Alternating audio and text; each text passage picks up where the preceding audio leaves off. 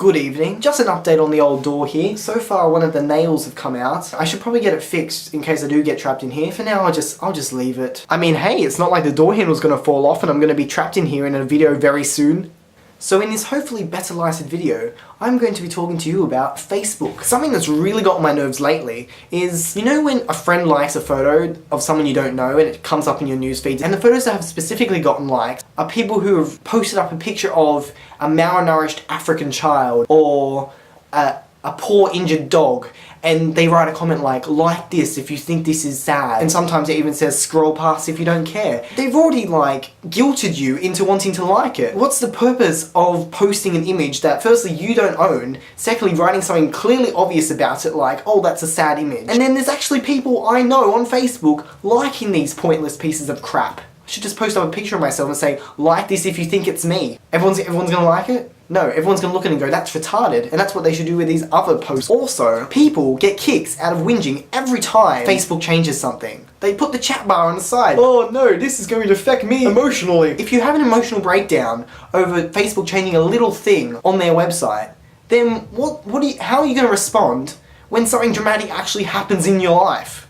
Well, actually, you'll probably Facebook about it. People whinging specifically about the timeline recently, you know how they whinge about it? Facebooking it. They write a Facebook status about whinging about the change. If you hate it, get off Facebook. Don't whinge about the site on the site. And then of course there's the typical when people share too much information. They tell us what the weather is like outside, or they make a comment on something happening at the moment, such as One Direction being in Sydney. Those statuses do get annoying, but the statuses that have been getting more and more annoying are the ones that actually whinge about those statuses. So about 10 people will post online saying, oh, it's raining outside, I hate this, or some kind of variation. Now, there will be about 30 or 40 different people writing statuses saying, oh my god, I'm gonna write a status about it raining because it's raining. Oh, thanks everyone on Facebook for telling me it's raining like I didn't know already. Thanks. People are gonna start writing statuses, whinging about people who write statuses, whinging about people who write statuses, whinging about people who write statuses, and so on and so forth. It's like Facebookception. Even though I just whinged about making statuses all the time,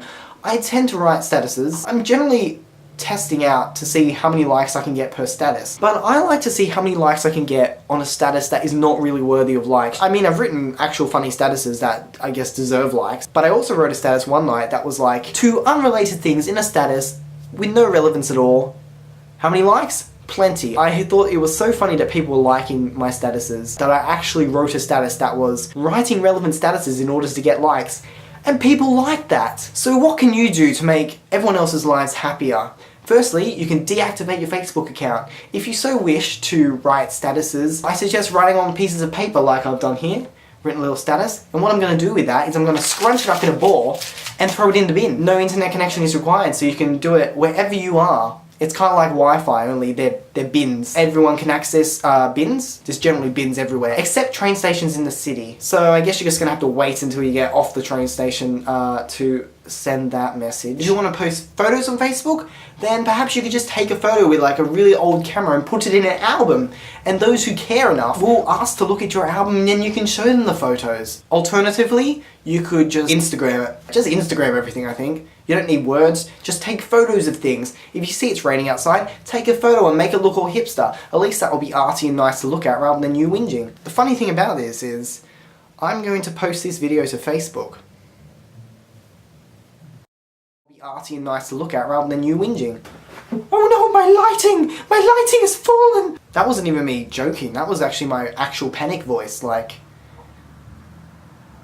yeah, I need to change that.